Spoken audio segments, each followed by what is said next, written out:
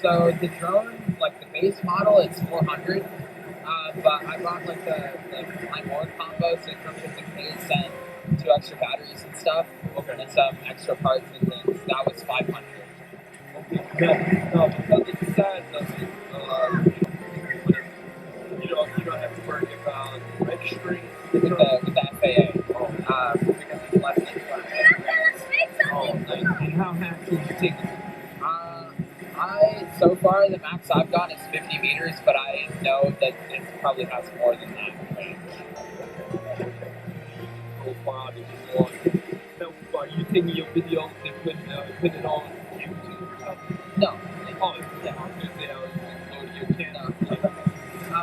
The thing with this though is that it has the capability to record in 4K. The thing with this though is that it has the capability to record in 4K, but that's only if you put an SD card in it. And I don't have an SD card in it, so right now it's in 2.7